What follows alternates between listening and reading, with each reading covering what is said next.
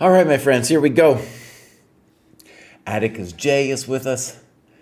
A couple people are here. It's always a slow buildup. So, I think it's a shorter show today. At least that was my short glance at this situation. If we have time, I was thinking maybe we listen to some podcast stuff. We have a guy coming on the talks tomorrow, doctor of psychology guy who is also a chess player named Dr. Sneed, and he's on the Perpetual Chess podcast. And then also we have the famous Michael Franco, very active in the dojo, and he is also on the Perpetual podcast. I haven't had time to listen to either of those. If we have time at the end of this show, maybe we'll check in on that. First up is, however, is Darkovian. And Darkovian says, what is going on actually? Let me just check in something here. Yeah. Darkovian says, good start so far. Happy with my progress. I'm not blundering as much, but I still have a long way to go. Enjoying the journey. Okay, let's go check out Darkovian. As you can see, our heat map just was looking better and better. Has just joined. Let's give him a follow. And let's talk a little bit about the heat map. What we can see here is we can see that he has done opening work, which he shouldn't be doing. This opening work is the sanctioned opening work. And then he's done unsanctioned opening work here. And then we can look maybe at what he's doing. So we're going to look a little deeper, but my first thing here, Darkovian, is that you should be trusting the program.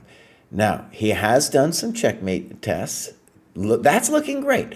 And in fact, based on this, we can really make a great guess that he's going to progress quickly. With that kind of tactics rating, at this level, that's what you need. It's going to go up.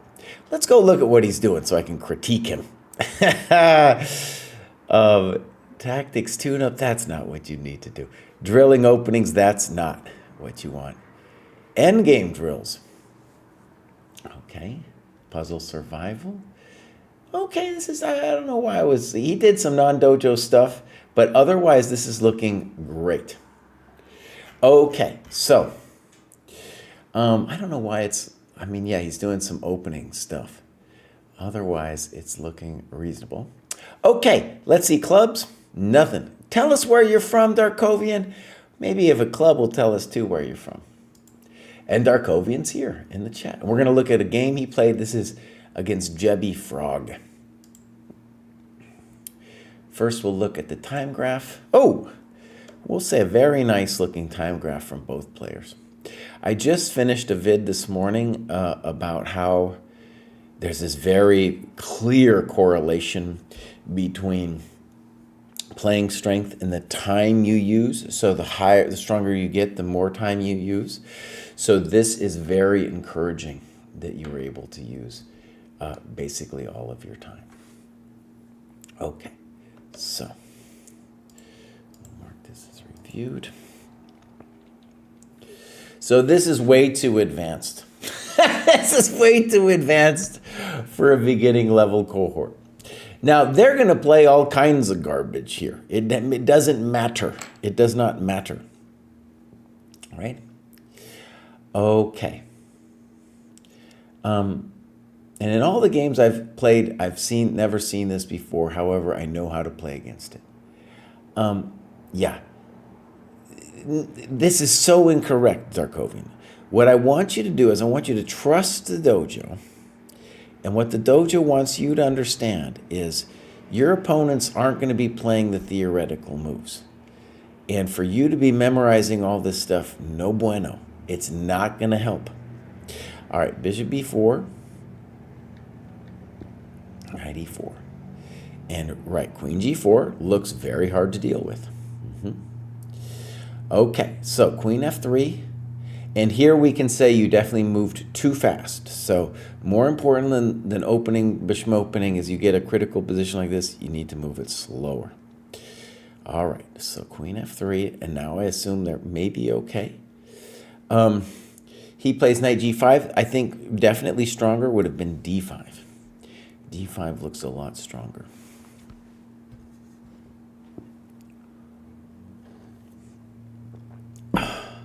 Well, Jimmy Lace, the thing about Lichess is, well, actually, when I'm done with this game, I'll show you the translations.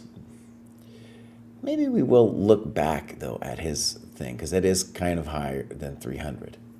So let's just briefly go here. So if we go rating conversions, 1500 Lichess is 700 to 800, if I just show it like that. It's 50. So I don't know what's actually going on. So actually, let's go back here. And is he in the wrong? Is he in the wrong business? Let's go click here him again. Yeah, Darkovian, you're in the wrong level, bud. You're in the wrong level. Well, yeah. Now, he's a little higher in Lichess, but even here with the chess.com, which he wants to be judged by, you're in the wrong level. Okay, that's okay. You just joined the dojo. All right, let's go back. Still, I want to stress, still, it is way too early to be doing this opening study. And Queen F4 is poor because he's gaining another tempo with knight e6. A little weird, but okay. Good move, d5. Poor, not a developing move. Yeah, what should he do? Castles. Poor, not a developing move. Now, one of the things that's so important for players at your level to understand is your opponents will refuse to develop their pieces like this guy's doing. And it's learning how to take advantage of that lack of development that's going to be essential for your chess progress here. Not a developing move. Knight g5, very nice. Oh, and that's just losing because you can take on f7. So, here it'd be good to talk about why you didn't play rook f7, right?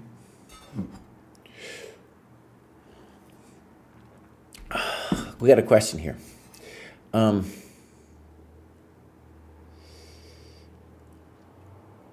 Hey, boss. I have a question regarding graduation. After 2 months in the 600, I'm out of provisional rating, ready to graduate. Would need to go to the 1,000, 1,100. How should I do this? You just manually set it to 1,000, 1,100. Just go put yourself in 1,000, 1,100. I think that's all you need to do. Okay, so here, definitely a mistake. You should take on f7. Poor. Now he's encouraging you to take on f7. Oh. Yeah, just knight takes f7, bud. You're killing him. Game over. Poor move. Well, it's true that if he takes with the bishop, he drops the pawn, but that would be far better than this thing, which doesn't develop any coconuts. Rook f6, interesting. Now, though, you'd have to deal with queen g4. You take it and play bishop, rook takes b7. All right, you got plenty of good moves here. Let's see what you did. Good move. I originally liked this idea, and I called it a good move. Yeah, I don't know. He's so far behind in development, we're going to say it's got to be a good move. And then this happened. You're killing him. All you have to do is move your bishop back. Yeah. You're doing fine. So, position's a little spicy. I think the easiest way to deal with now would be bishop f5. You go all the way back. You're still doing great. Queen f2. I don't like it. A nice move could be queen f3, intending bishop c4, talking to this coconut.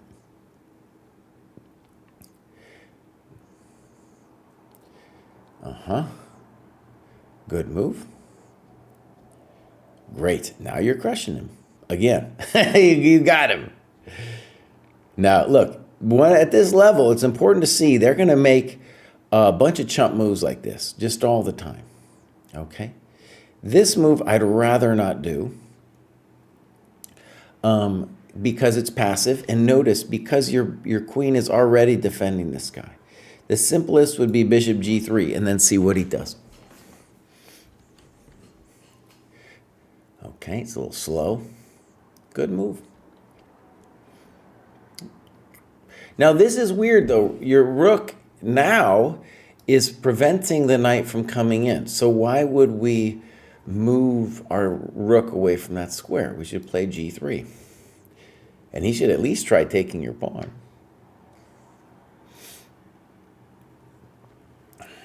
Good. Not sure what that does. So here, you're doing great, and you need to start saying to yourself, it's going to be about time. Namely, I got to run these buddies. These bad boys got to go. Okay? So this just helps the king come up. That does nothing. Okay. Good move. I like that. Rook behind the pawn. And look, your opponent's just shuffling. They're not doing anything. Good move. That's the way we play. Very good. Okay, so we got low on time. And actually, maybe we should check because he got low on time. You're doing great.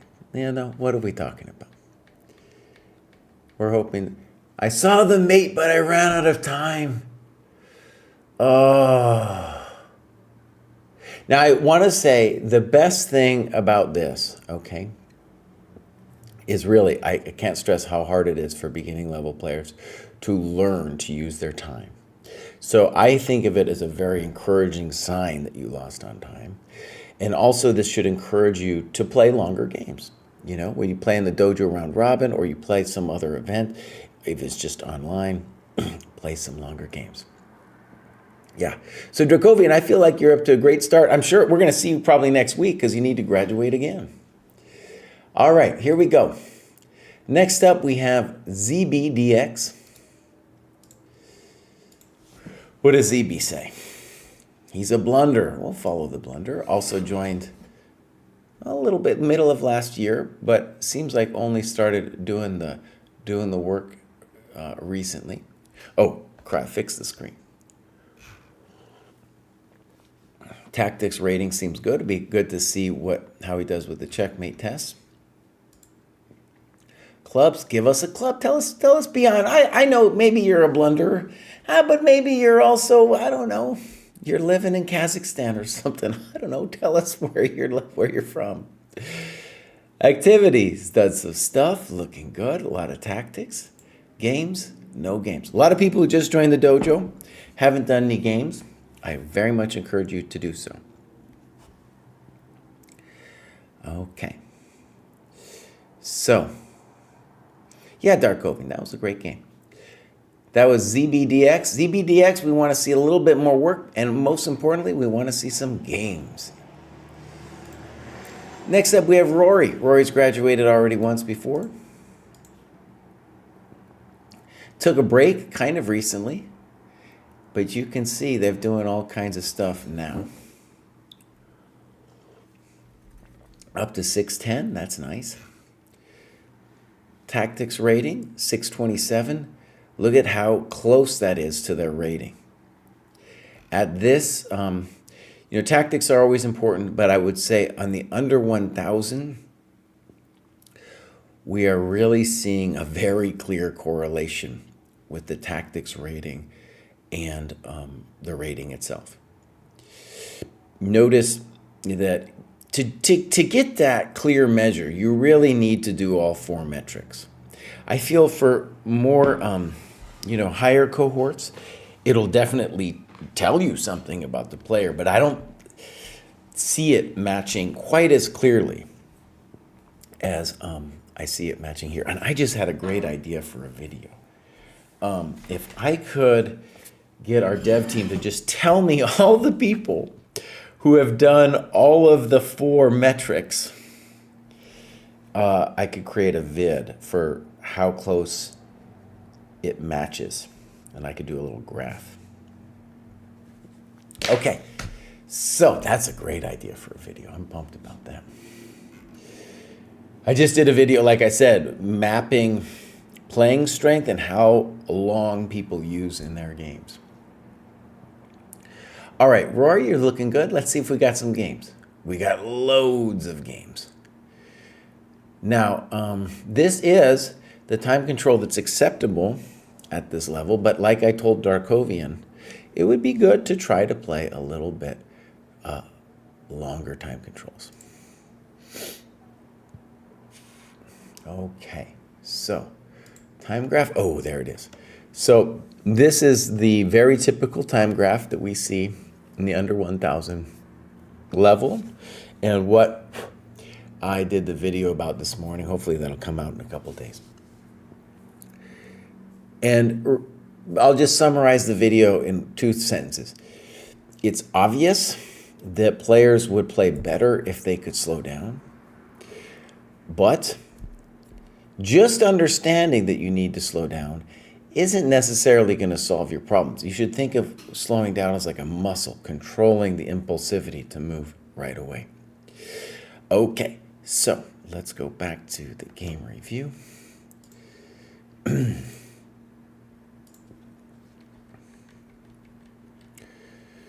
Fine. A little weird, it's got to be okay. And now it gets scary. Are we toast? We might be in big trouble. So, right. Here, and just in general, we don't want to be developing our queen early, right? Just in general. So knight f6 would be more natural, but on knight f6 you have to wonder about knight takes c6. So we understand why you played this move.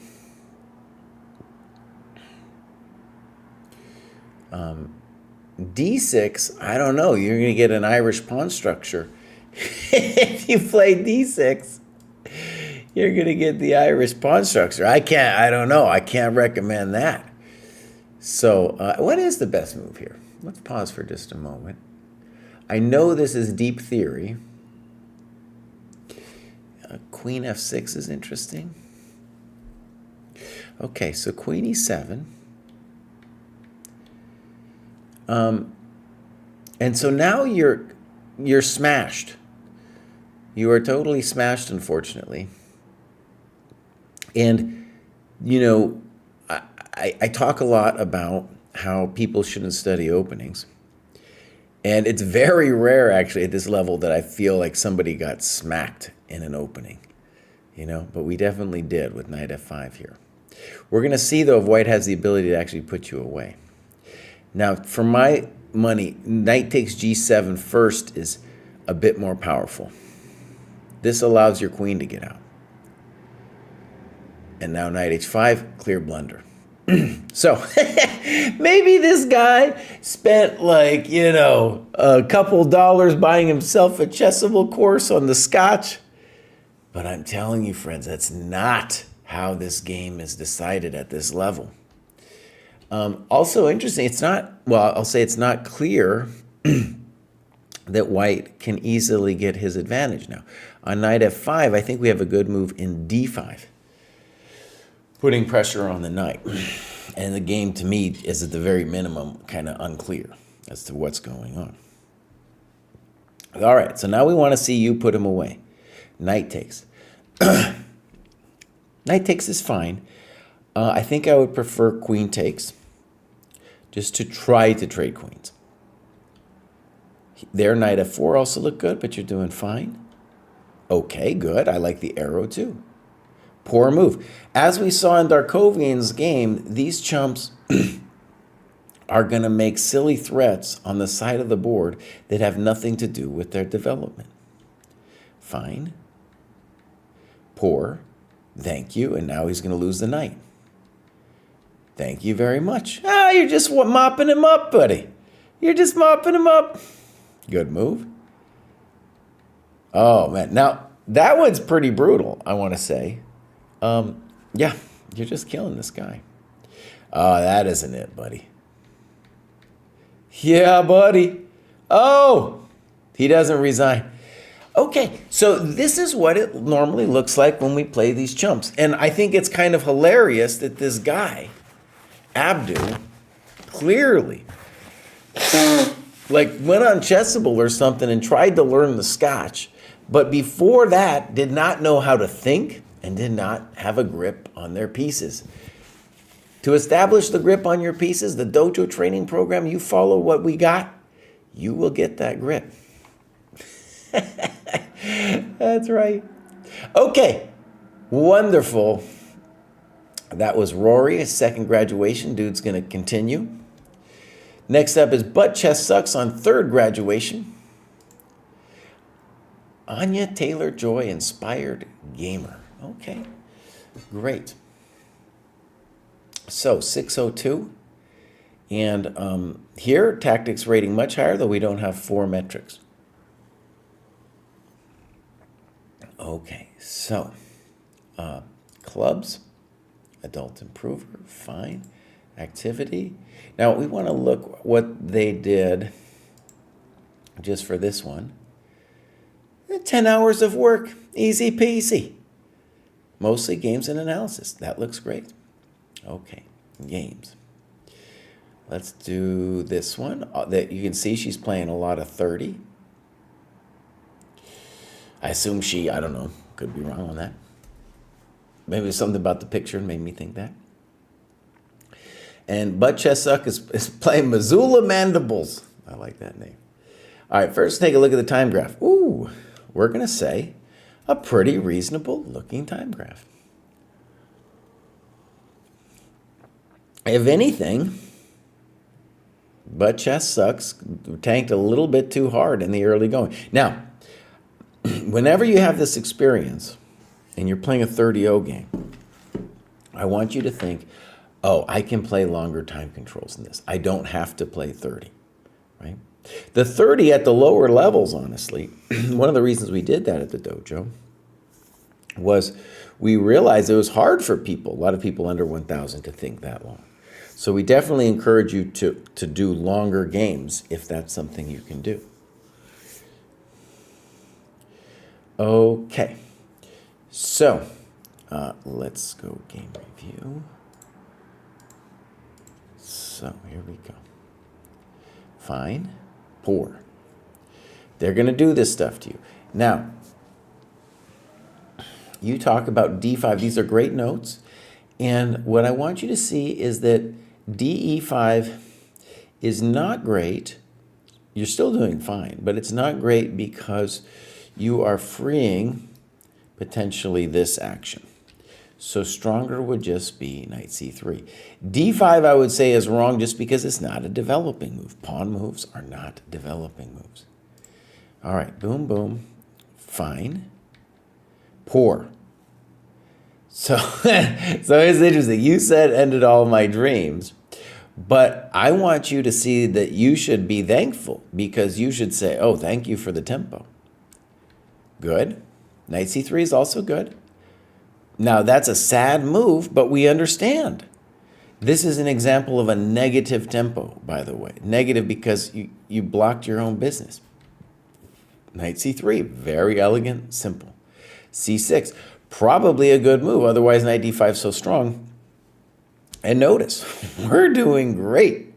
Now, I will say, this particular situation, I can imagine being a little bit hard to know now exactly what to do. Like, we should definitely believe that we're doing great, but it's not so easy to know exactly, like, what am I supposed to do? It's reminiscent of the Paul Morphy game here. And you played a4, preventing b5. And it really is kind of a bummer that your opponent gets to play bishop g4. So, I want to say that this is not, even though white is better here, it's not like, it's not 100% for me to just say like what you should do. As a default, I like this move better. Just because we continue to be up in so much development.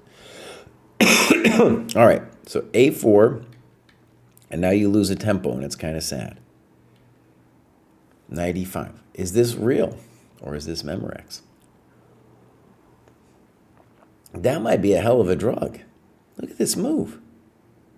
Knight e5? I think you need to give yourselves a double exclam for that. That was amazing. Look at this. Now, one of the things we can see is you were thinking, I'm like, double exclam. Double exclam, friends. What a move. What a move. That's a real welcome to the dojo situation.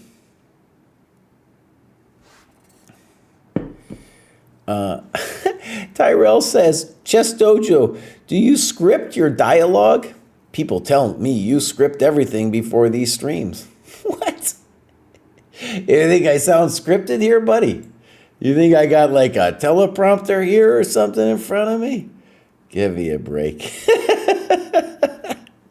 95, brilliant move, look at that. Boom. That was a YouTube comment. You never know what you're going to get over there. Now, of course, bishop b2, queen takes d7, mate. Oh, that was beautiful. Okay. Queen e2, very nice. Bishop d6. All right. Now, I would say that's your most ambitious move. Looks good. Check to the miserable king. Now, queen d4, I understand. They don't want to see e5. However, it is another example of this person not developing their coconuts. It's not doing anything. e5, excellent move. God dang. Now, there's some computer stuff maybe with bishop e3, but I like your move much better. You're stopping knight f6. You're threatening this. Beautiful. All right. Okay, we're going to want to play knight e4 next. Let's go. Boom. All right, you're playing beautiful chess. Knight f5, and now you took the knight. And do we really got to take that thing? My question would be, are we winning outright with c3? That would be the question I would want to ask. There's no queen d5 because of this bad boy. And you got to hang on to your bishop. And so we go here, we go here. It looks lost because we're pushing the queen away from her coconut here. So that seems too early. Interesting. Again, black is not thinking about developing. Okay. A great move. Great move. c3. Now, this is a bad situation, isn't it? We were doing great up until this point. Right? So black has a real trouble moving. And really, I think their next move, I don't know, but check it out. On c3, they're just taking it. So I think what we want is to play like rook d3, followed by rook over, and then pin and win, right? Because, we're just attacking that guy.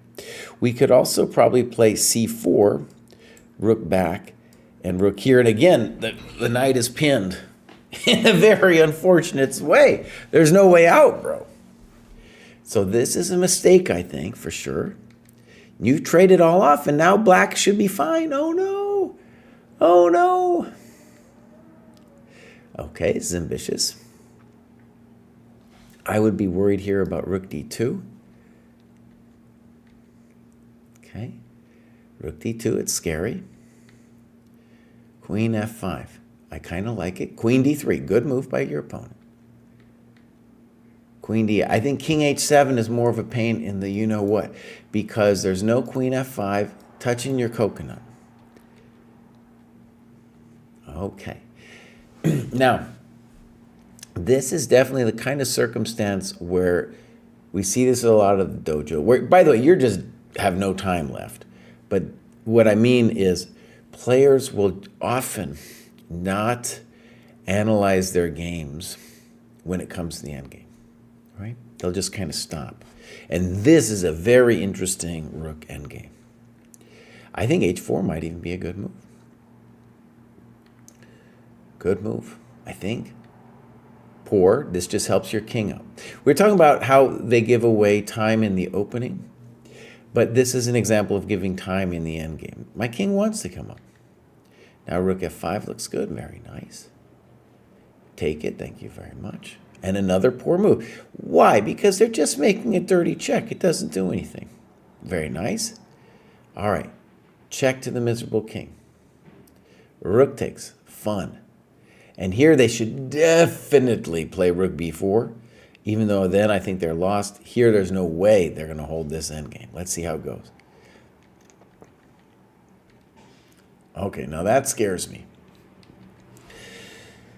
Yeah, this is going to turn it into a race that you're going to have to think about, whereas I love what the arrows you did. So what she did there is this is the box. This is known as the box. If my king can get inside the box, so you can see the box is formed here.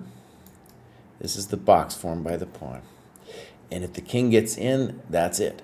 And it's very implausible to me that black is going to be able, we can hold these two pawns with our king, but it's going to be implausible for me to see how black is going to defend these coconuts coming forward. All right, maybe you can play chess like this. Now I think b4 is black's best, for sure. h6. Okay, wait, let's go. Because a5 is an example of loss of time. b4, the pawn will now queen. h6, king g8. And now what? Right? Now how do we get through? I don't know if we can. We might be lost. a5, h6, king g8. And now this whole computer thing starts happening here, king f4. I don't know how much that'll help the computer there. I really want to stress, this is the kind of place to look at it first with your own eyes, and then, you can look with the computer after, right? Because this is where you learn to do calculation. By the way, pawn endgames, whew, man, takes some system 2 thinking, some deep thinking. All right, well done. Let's move on to the next person, and that is Benjamin. Benjamin, first graduation, congratulations. We give Benjamin a follow here. Benjamin joined and has been working basically every day, doing the work. It looks good so far. All right, 799. Tactics rating way higher, so that suggests that we're going to see Benjamin again pretty soon. All right, tell us something about yourself, Benjamin, because you're going to be here for a while. Clubs. Aus Deutschland. Heißt Benjamin. Okay, so activity, looking strong, looking good. Games. Let's take a look at one of these games here. This is Benji. Here's our time graph, and the first thing we will congratulate Benji on is that Benji took more time than his opponent. And one thing in the under 1,000 cohorts, just to appreciate, is you are going to play people who make the random threats, don't develop their pieces, hang their pieces, and really we can call this hanging their time. They're not going to think. Okay, so let's do this. Fine. Oh no, a sideline. Benjamin, hör mir zu. Check it out, bud. It's not going to help, and it's just going to make you insane. It's going to make you insane. Okay, knight c6. Okay.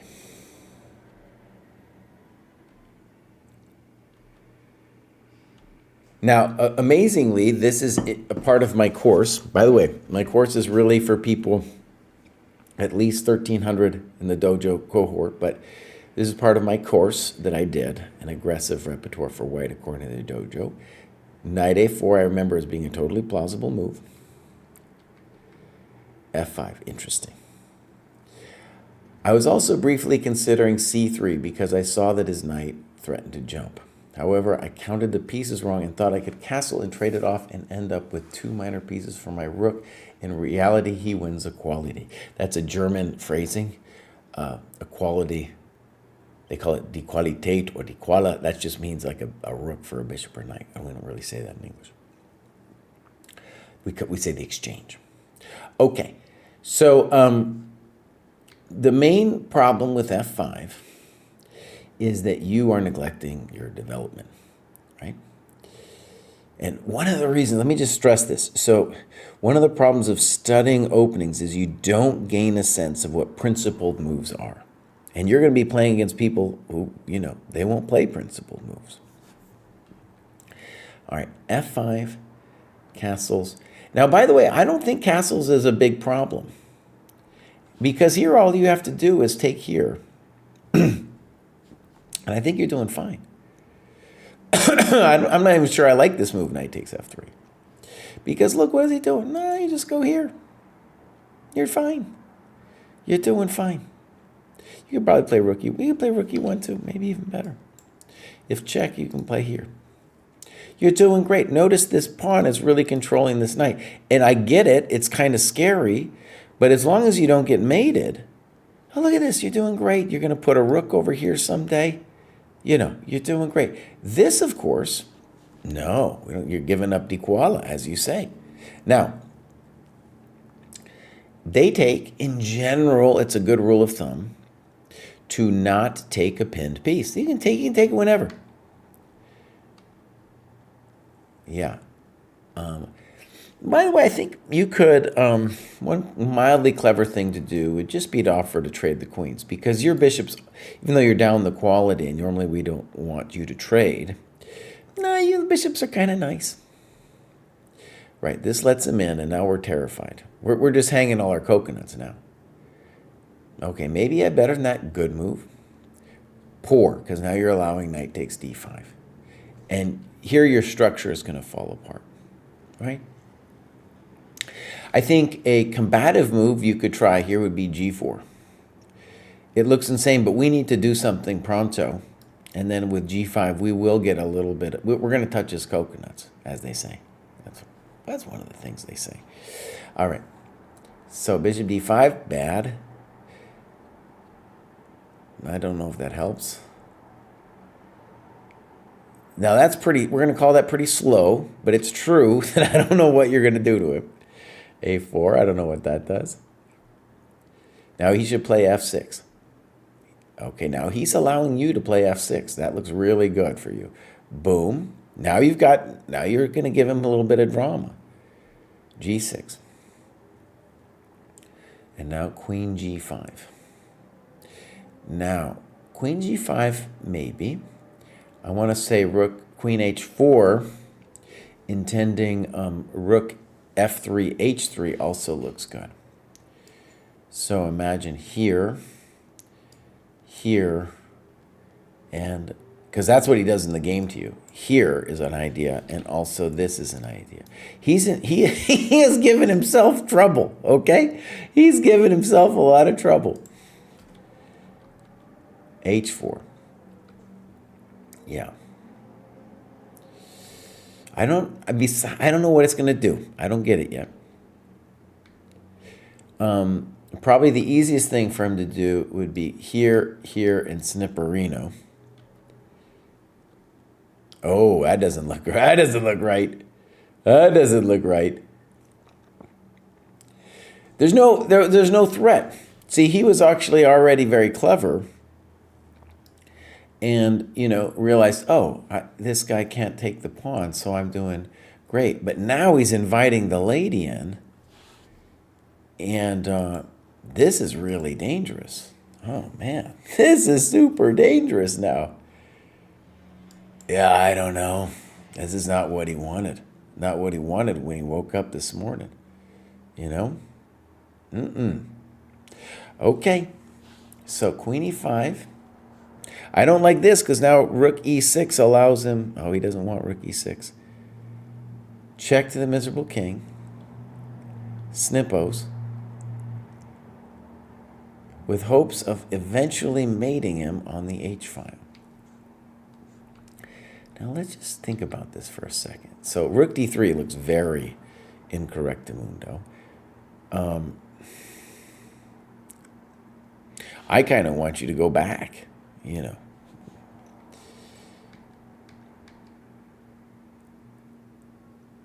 Queen h2, rook d1, bishop g7, setting up the maiden one. Now, big moment for our friend here. Does he have a way? Who's winning and why? You might be the one winning, because he's got no easy check. Ooh, f2. Wait a second. Am I missing something? Why couldn't you go here?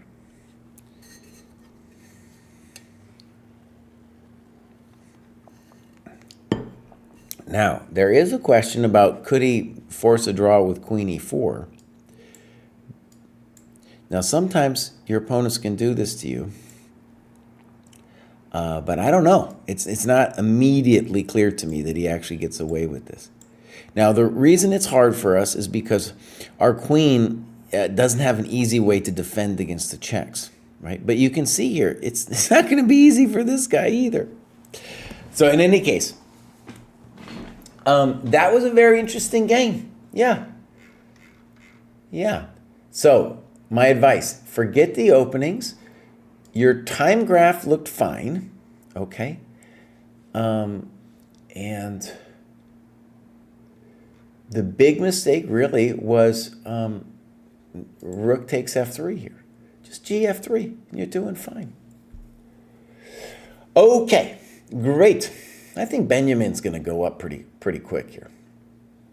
Next up, we have Jimmy Lays. I feel like I do a graduate show thing on Jimmy Lays every day, but it's actually only once a week. He's graduating once a week, basically. Really concentrating on not blundering has helped the most so far. That and recovering from fluvid. That was the first time I've heard that. I feel like there's been some fluvid going around in my lifestyle too.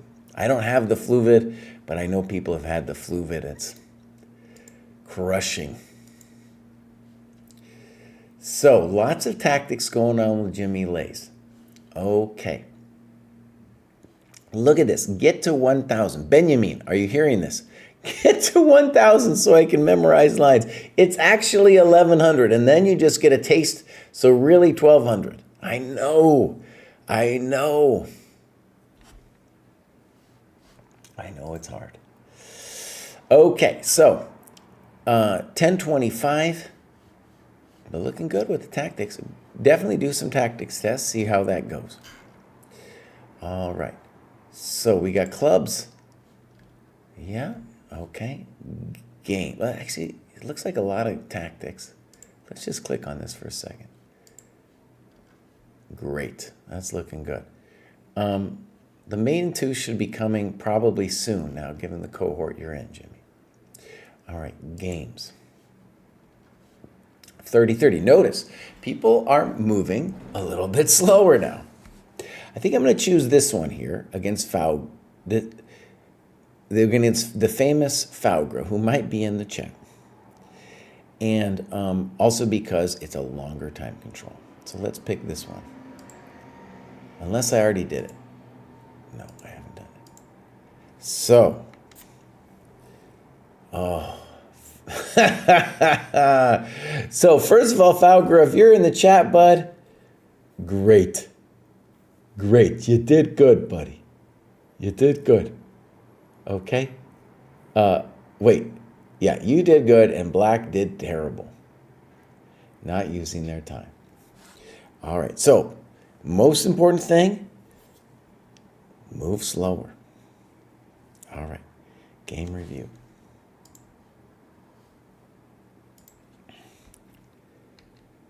Caro conning. I learned this pre-dojo. Totally bizarre. Doesn't make any sense. Thank you. Okay. Fine. Oh, man. Whew. So, Faugra, bud.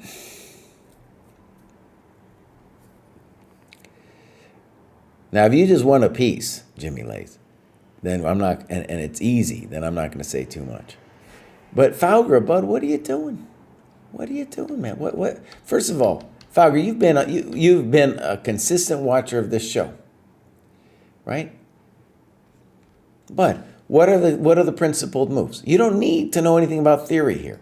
1, 2, 3, 4. The principled moves. Those are the moves that make sense. C3 doesn't even do anything. Thank you for the pawn.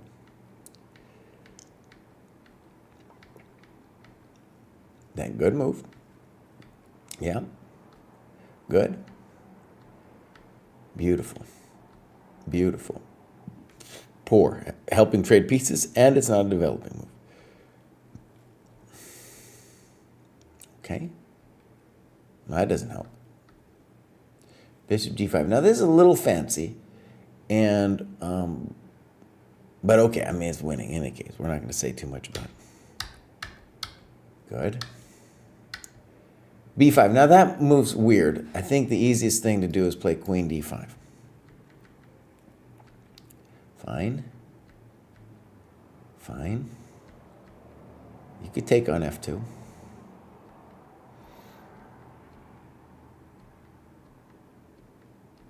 Fine. Fine. Beautiful. Okay. Textbook. And this is what we want. When we are up a coconut, this is what it should look like. Oh, whoa, whoa, whoa, whoa, whoa. Oh, man. Can we just pause? And now we're going to go back. Can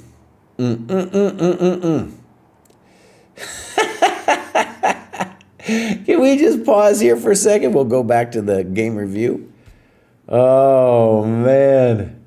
It's about moving slower. So look, it's an impulsive decision. There's a great example of an impulsive decision in the lower cohorts. There's impulsive decisions also with super GMs. I want to stress, okay? But here you're like, the dude played h6, and you're like, well, g6 looks right. Right? Yeah. HP Lover Minecraft, these are graduation games, so people who graduated in the ChessDojo Training Program. All right, f5. We still didn't see it. Oh, then they saw it. Dang. Oh, man. Oh, man. That was brutalissimo.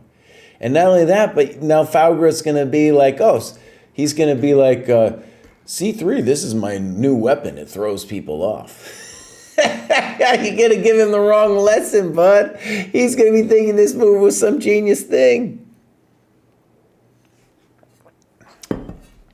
Oh. All right, next up is Jack 0666. Actually, we do a dojo digest, and sometimes I look in here to see for quotes from the dojo, and I used this thing here. I just thought it was fun what he said. First graduation, been on a 15-1 rampage. Unfortunately, I grabbed it because I thought I could put those little icons in the newsletter, but because I'm a boomer, I couldn't effectively bring those icons over, Okay. Have really enjoyed How to Beat Your Dad at Chess. I definitely finish it before moving on. My next non-dojo track time is mostly from doing chess tactics for beginners, Chess King app, because I can do this on flying and on my phone during my commute. Might try to get Polgar on a Kindle as an alternative to stay on the course. Still looking for a training partner in UK-ish time zones for sparring. Hit me up. For sure. That's a great way to do it. And also, let me just stress, if you look on the calendar, let's actually go look real quick. You can find people here who are looking for all kinds of stuff.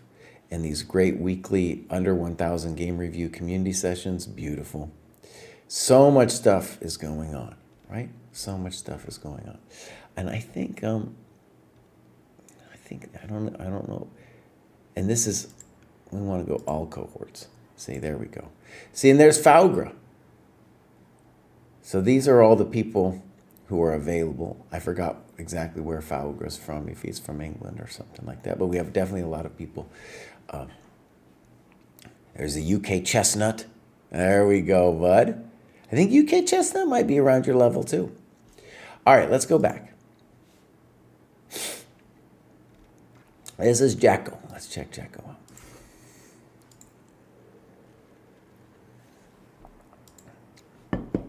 All right, Jacko's been doing some good work with the tactics. Tactics rating super high, so we very much think that he is going to graduate again soon. Well done there. Clubs. Yeah, London, great. Let's see what these tactics are that he's doing. Looking good. All right. Yeah. And now we'll go games. We got a game. So this is his first analysis, looking good. And we want to say the time graph looks totally reasonable. And yeah, by the way, we saw other people who were running out of time at 30 minutes. It was kind of rare for the under 1,000 cohort. But here with the 30-second increment, you can see that like a GM here, he's able to just hold the line. You know, he's able to hold the line here at the end. He has plenty of time, really. His opponent doesn't know how to think, and that you're going to get a lot of those people. All right, here we go. So, really don't know how to analyze the end game. Yeah, we'll take a look. Good, good, good. Fine. A little weird, but it's theory. Poor. This is why you don't need to be studying any theory. They're going to do something weird. So thank you very much. And now you have a winning endgame. Poor. Good move. You like knight d5? I don't see anything wrong with knight fe4. Nothing. Okay. And now you play bishop f5.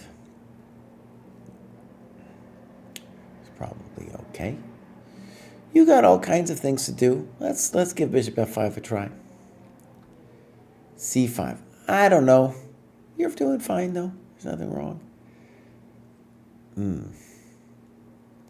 Knight h4. Now, the position has become a little tense. Is he threatening to win a piece with g4, for example? Good question. You played rook d4. Boom. It's getting interesting.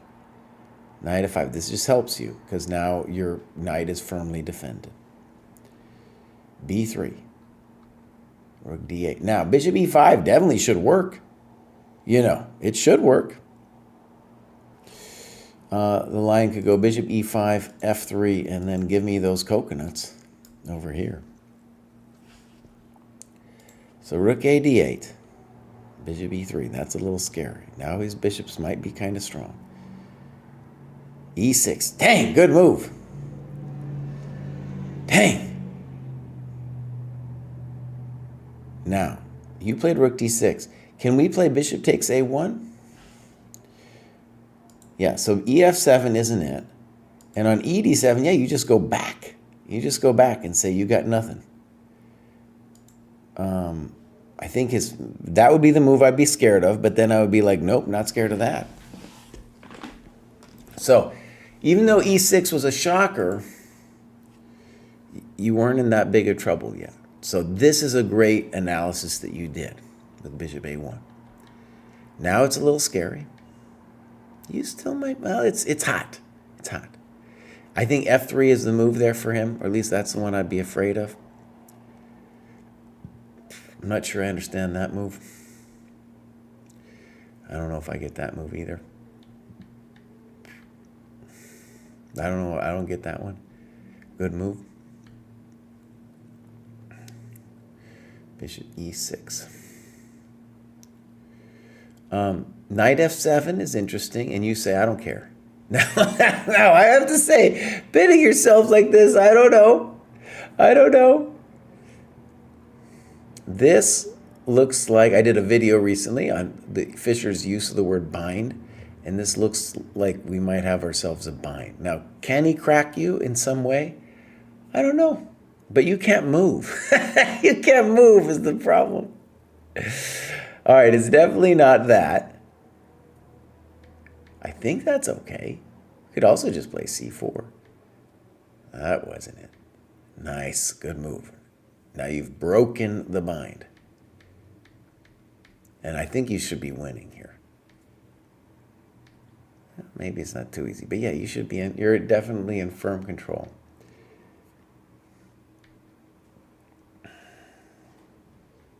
Rook b5 is also a move, rook a5 is a move. I'm not sure about this one, but it might work. Now bishop d4. Okay, good. Good. And then he needed to play king f2, at least as a try. King e6 is what we want, or king f6. Let's see what you did. Good move. And now you got a couple good moves. Rook e3. I don't like it. I'd rather have you play a5. Okay. Good. Poor.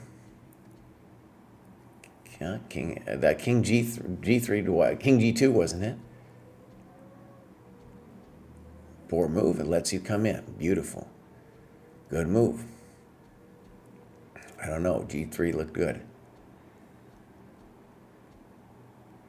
Rook h3. Beautiful.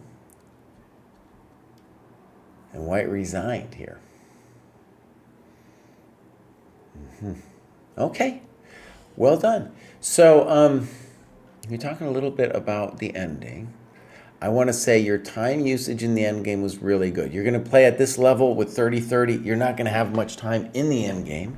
And I thought you played, even though I criticized some moves, I thought you played it pretty well. Yeah.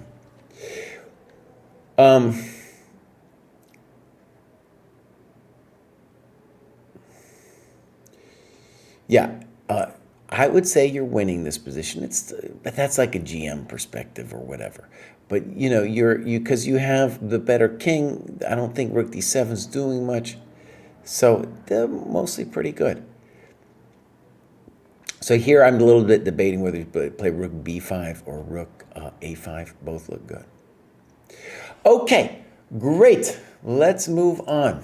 Next up we have Chris. Chris says, "Love the dojo. Classical games have given me a preview of what chess is like without hanging my pieces every game, and it's really fun. Any chance we'll be able to make Lichess Rapid our preferred rating someday?" Why wouldn't it be Lichess Classical? Right? Why would we want to do Lichess Rapid? So I don't get the question. Maybe I'm not enough of a Lichess expert. Chris says, "Enjoying being a chess beginner alongside my 6-year-old." My 6-year-old, dude, he doesn't care, man. Trying to stay ahead of I feel like maybe it's like your dad plays chess. You're like, this is dumb. I don't want any part of this. Now, Chris is ready to graduate again on the ye old Lichess Classical over there. So, tactics rating slaying. We're going to see, obviously we're going to see more of Chris very soon. Took a break over here, and now he's come back. This looks like a New Year's resolution, right?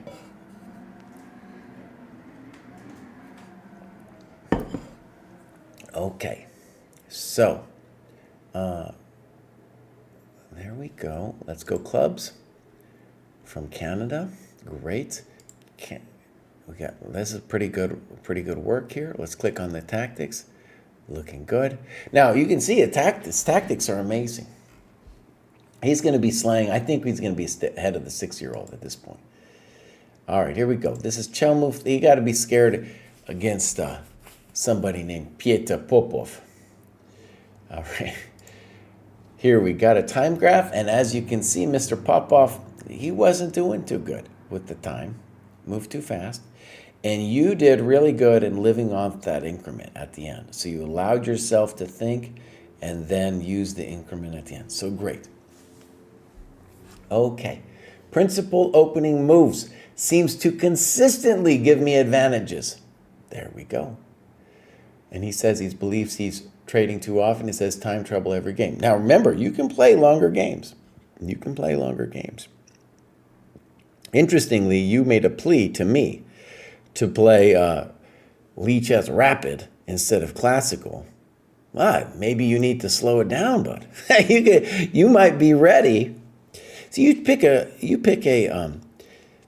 longer time control. You're still going to be playing the Petr Popov, and they're still not going to be able to think. So it's an even bigger advantage if you're able to think. All right, here we go. Poor.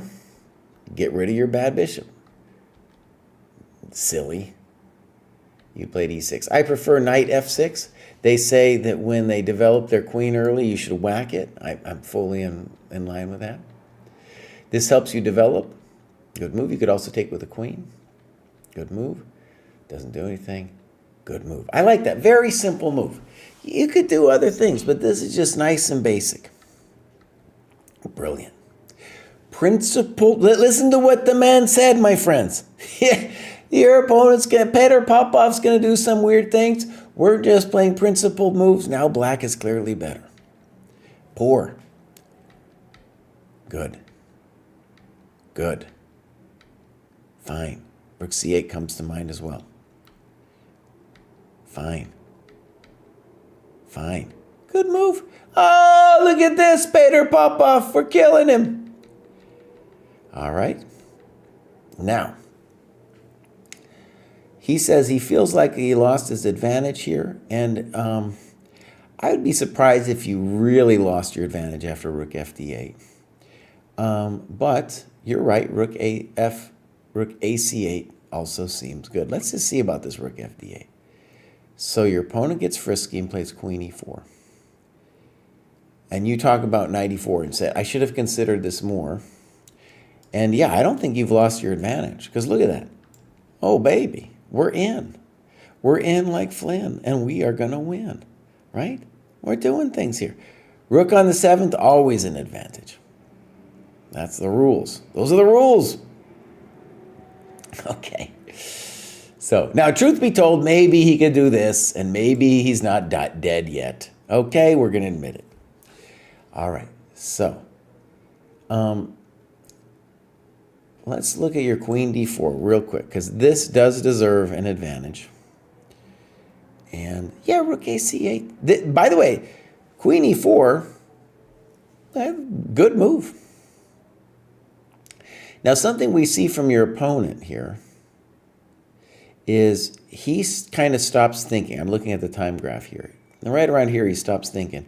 And a lot of people will stop thinking at this point because they're just like, oh, it's an endgame. There's nothing to think about. Oh, there's all kinds of things to think about. So, c3. Now, the bummer for us is we're not ready to go rook d2 because our coconut's hanging. All right. Good move. Good move. And I definitely don't want you to play rook a8 because that's passive. e5, good move. So your queen covering. a4. Oh, now Popov, Russian School of Chess, maybe he's doing something. Rook b8, I like it a lot. Okay. And now I like b4. b4 would be a nice move. If he takes, we go whack. Your move, rook d2, is not dumb either. Okay. Look at this. You're just playing principled chess. Now you say that he's better. I don't know. You got some nice things going on here. f4, too frisky. I think rook a5 is the big question. Thank you. Thank you. Ooh, that's one I don't like. Now, were you the one who said that you trade too much? I believe I'm trading too often. I remembered that. Normally, I don't remember these things. So, if we go down here, where are we? We're like over here, right? Boom, boom, boom. Here you have a clear advantage with the move rook c2. Very simple, because we're threatening his coconut, and we're about to double the trouble on Mr. Cubble, right there. Yeah, I know that cab driver too, Pico Pandropov. He's a very famous cab driver. Check to the miserable king. Poor move. Now he's going the wrong direction. Good move. Okay. Good. I don't know. I would prefer king e7. A little weird. Now, okay. Poor, allowing rook takes c3 check. And now you play king f2, which I don't like because, see, the rook is pinning the king out. Now the position is technically equal, but at this level we should be able to slay him. Probably want king g6. Good. Now rook c4. He's blundering a pawn. Thank you very much. No, he has rook d4. Excuse me, my bad. I don't like that though. So we want rook b2. If rook c4 doesn't work, we want rook b2. Good move. Now, important, you're pretty lost. No, you're not lost. But it's important to see that what just happened was a bad trend in the game, is because your rook is active here and you go passive. A great rule of thumb is there's 3 positions for the rook. In order of worst to best, worst is in front of the pawn, which you decide to do here. Best is behind the pawn, rook b2, which you can do in 1 move. Your plan takes 2 moves. And then second is to the side of the pawn, which your opponent has. Poor, you should play king d4.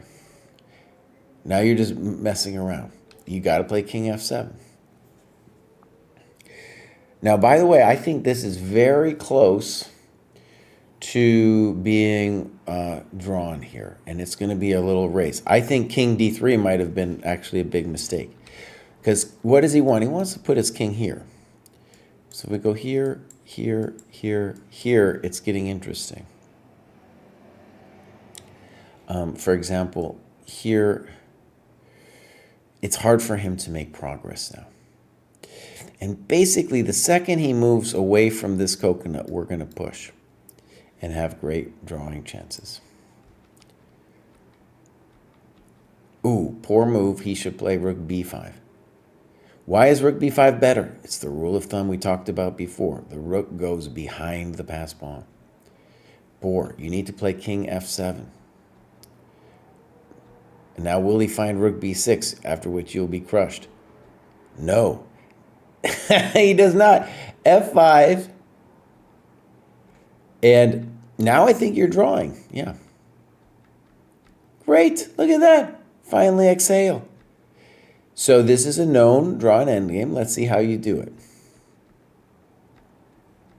Fine.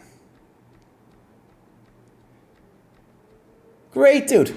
Great, Chelmuth. You drew against the famous Peter Popov. And we should say, I mean, Peter Popov, he didn't think, but he had a couple good moves going on there.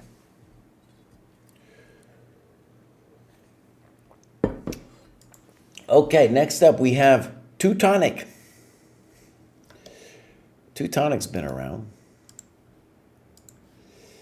And this is, the famous Bodine, playing a lot of games. What do we got here? 985 has done his tests. Matches very, so close to the rating. Then we got clubs, nothing. Games, loads. All right, no name found. Let's do this one. It was played recently. Okay, no time graph for this one.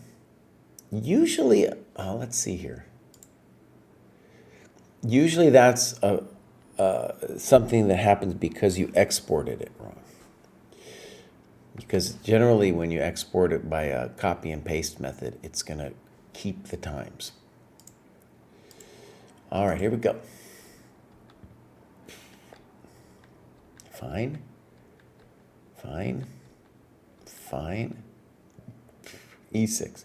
C6 is generally the move we want. And the idea in this position is to say that this is a backward pawn. Next move we'll play here, then we'll play here. Now, one concern I have is the E6 looks like you ran it through an engine or something. And the engine was like, E6, I don't like that. All right, a little frisky to play E6, but okay. Good move, bishop C5. Let's castle. Oh, I don't like that. This was a Hail Mary. Just castle. Good move. I still want you to castle. Now you can play ED and you might live. Oh, what are we doing? Just play ED, buddy. We're back in the game. We're back in the game. Now we can't do ED anymore. Okay, knight b6. Now I think we're toast. He should trade queens. Good move. I don't understand h5. Now listen, I feel pretty defeated at this point. One of the things I want to stress is that this is my experience playing very strong players. You're up, they're up two pawns. You're down 2 pawns, right? And I will tell you, play a strong player, they're not going to give it to you. You know, yes, white is technically winning, but that doesn't mean black has to stop fighting. This feels like you're just stopping to fight. What does that move? Good move. What does that move? What does it do? Poor move. So now you caught a break.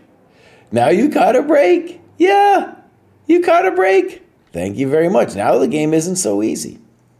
What would have been better? Even the simple move like b3, constraining. Okay, so notice, they gave you this square because they were like, I need to do something. Well, by doing something, they gave you that delicious square, and maybe the game is not going to be so simple for Mr. Pimple here. Now, you played knight f4. Interesting move. Knight b4 looks interesting. Also, bc, fine. So, good move. Why aren't we taking the pawn on b7? What are we doing? Why are we hanging the pawn?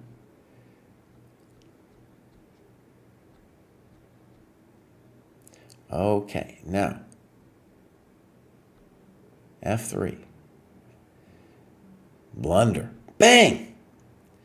Bang! This is why we want to have the time graph, too. We want to see who's thinking here, or who's not thinking. I don't like that move. This is actually very nice, GF. I don't know if the computer found that for you, but that would be nice. The human move, by the way, is just to go back and say, hey, I'm winning this thing.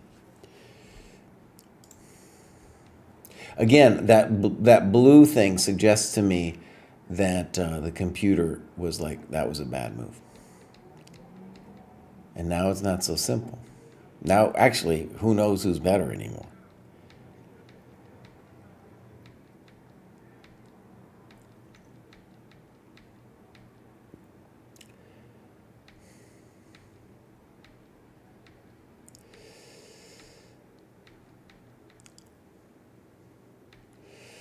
Interesting stuff.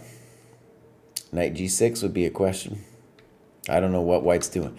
White has to organize a way to trade off this knight, or one of the knights, to push g6.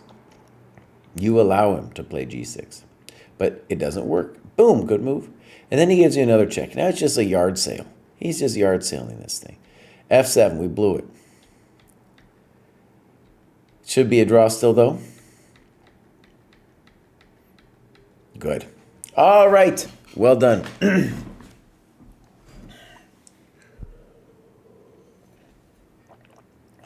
Okay. That was Teutonic.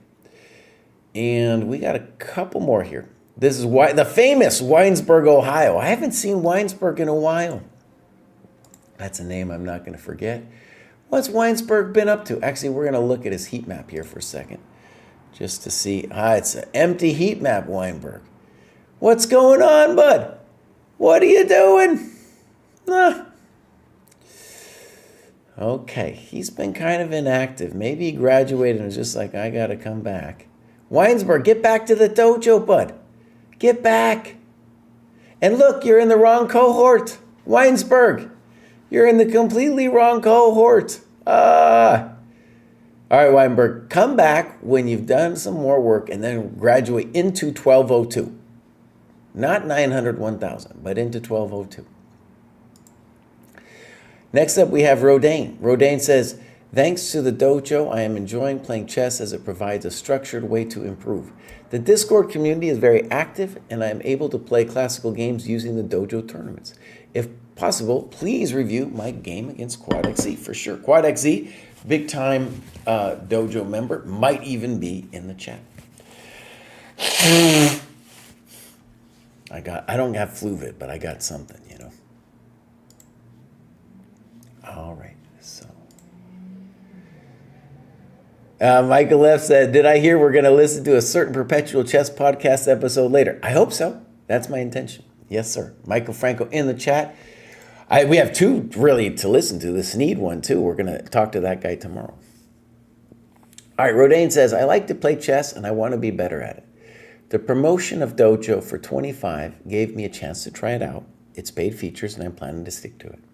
I am from Pakistan and do not have local resources and chess community to play and learn chess. Chess culture is not so great here. Dojo gave me a chance to have a chess community to learn and play. Great. Oh, fantastic. Fantastic. And look, Rodane has got a beautiful graph going up and has really, you can see, you got that free promotion for January and been cranking it over here. This is beautiful. Okay, this looks good. I think, Rodane, it would be cool for you to take some of these tests to kind of confirm this, but that's looking like a good rating for you so far. Clubs, the Asian Dojo. Now, one of the things, I always say this with the Asian Dojo, that's too broad. That's too broad, you know? That's too broad. We want to see, you know, a bigger thing going forward. We want to see, you know, the Pakistan. If you made it, for example, a Pakistan club, you might be surprised to find other people from Pakistan who could talk to you in your native language and meet with you. And even if they're in a different city, they could Skype you or whatever it is, right? Okay, let's see if we got some games. We do. Here we go. So, Quad XC is the one he wants to do. Quad XC, of course, is somebody who he'll go over the game with you after, you know. Really helpful. Okay, let's take a look. Oh. Well, my friends, it's not a ChessDojo graduate show until I yell at somebody, right? Now, first thing he says in his takeaways, which I'm reading on the right here, is he says, I should have taken my time during the end game. I rushed and lost the game. So as you can see, my friends, every grad show, especially the under 1000 one, is about learning how to not blow it, to keep the impulsivity under control. Now, let's just say it's a muscle. It's going to take a little time. First thing, though, is to become aware of it. Video coming out about it soon. All right, so here we go. Let's go game review. So far, fine. So far, fine. A little funky. I do not like this move. During the game, I could not find a plan. I was not sure where to develop my undeveloped knight and bishop. Honestly, though, actually, for this little momentito, it's fine. Now, we're going to do a little bit of a theory here, but I'm hoping it's understandable. At a GM level, the reason this position is considered hard for black, if it is hard, the difficulty for the position, is that it's difficult to develop this bishop. So, if this move were possible, then your position would be glorious. Okay, this is your bad bishop. If you could get it out, it'd be great. Now, what White needs to understand, and Quad played this, he thought for 2 minutes here, but the simple way for Quad to now play would be to go snip, snap, and then say, give me a coconut. Give me a coconut, sir. You could argue that this is just as good. Queen b3 first. Fine. So poor move, and now black, you are fine. Good move. Good move. This is what we call a Carlsbad structure. Good. Rook b1. Okay. When my opponent played rook a b1, I suspected that they wanted to push the b pawn, but during the game, I thought that even if they push, my c pawn is defended. I should have been more mindful of the minority attack. Now, you end up doing a very standard plan here that I like a lot. Okay, so let's see what you did. Rook e8, good. And in general, I'm going to call that a good move. All right. So the point is, when they take, which kind of makes sense, your queen gets to develop for free. And now we get this spicy position here. Now, it is definitely true that we can talk about this pawn being a weakness, right? But it's just one pawn. Big deal, right? I think I'm in favor of your move. Let's give it a try. Snip, snap, and dude plays rook fc1. Okay, now, one of the interesting things about playing h6, by the way, is now it's f6, which might be necessary at some point to deal with knight e5, becomes a little harder to do, right? Okay. Because of this pawn, this square, I mean. Now you play queen d6, and you talk about c5. Let's see what you say. D takes, queen takes. Now, queen takes scares me. Knight c5 looks a little bit more sober. It scares me because, you got to think about things here. Maybe you could play knight e4.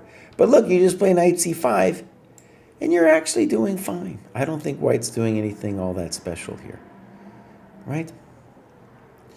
I would call this about equal. All right, queen d6. Maybe it's still equal.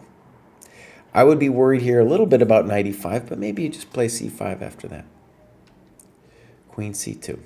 All right. Knight c4. Okay. Rook takes, good. Queen c3. Rook c8. Now here I think quad should consider rook b7. Knight d2. Snip, snap. And now you played rook c7. I would definitely think you're at least okay with the move c5. Okay, at this point, white could consider giving you the massage with rook c5. He plays queen b4 instead. My intuition is you should be fine after this. Boom, boom, and you played king h7, and you said considered c5, check, boom, failed to visualize rook c4 during the game. Great move. Great move. And notice, rook c4, you're turning the tables. I don't know if you're better, but you're doing absolutely fine now. Nota bene that white owes you a tempo to fix his king, too. So rook b2, that wasn't it. The move that white should play by instinct here is rook c5. Just like saying to black, now, buddy, now you're going to get the massage. Because you can't really move, You can't really move. All right. So, rook b2, g6. We don't like it. By the way, I still think and even that rook c5, I think what you should say to yourself is, as long as my rooks get active, I should be okay. So here, for example, I would be interested in making this guy active by playing f5, and let's say rook c2. Yes, I could be passive, but let's get active. Let's do some stuff, All right, a little passive. Good. Spicy. I think we should annotate this a little bit more. I think king g6 also comes to mind. In principle, though, I like this move. That one's passive. FG, let's go. Now rook f6 looks good. Rook e7. Okay. See why I wanted rook f6? Rook f6 threatens to penetrate, but also just keeps his king off of my business. Here you can play for a win.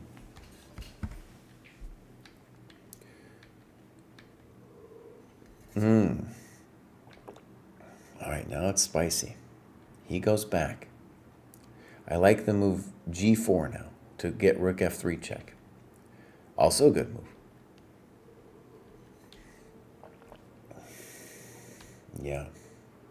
Here, one of the great things to consider about rook endgames is just activity. So when you say consider bop, bop, bop, bop, it's good to continue maybe the variation a little bit here, you know?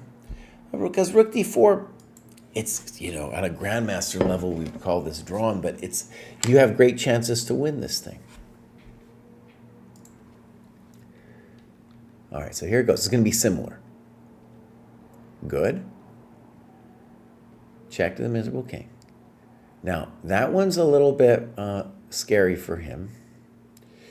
And you play rook c4. I want you to see that rook c4 is a clear waste of time. Now, knowing what to do isn't necessarily easy. But the key is to say, I want my rook to be active, right? So, a nice move could be h4. If he takes, our rook is active. If he plays g4, I come here. I want to come here, right? I want to get some juice going. So loss of time, a5. Okay, a6. King e6.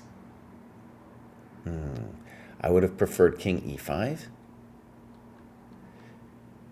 And now we have a very typical rook game where now he's winning.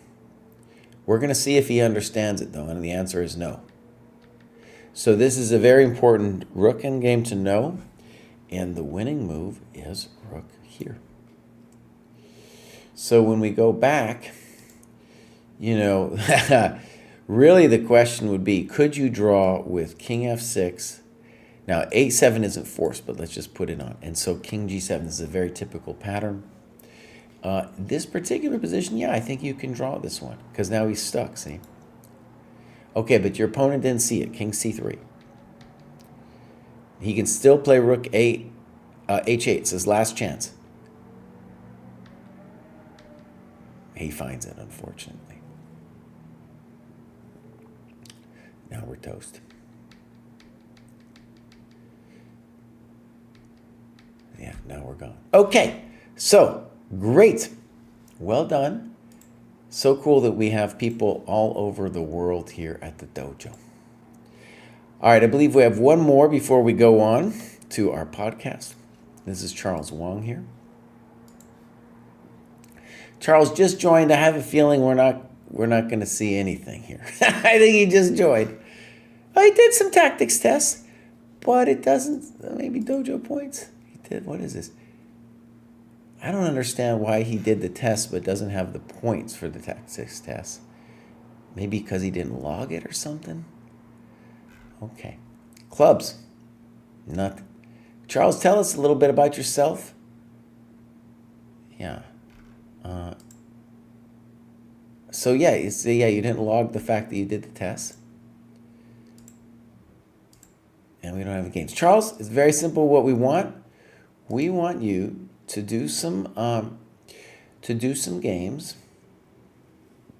And welcome to the dojo. We'll see more stuff going on here.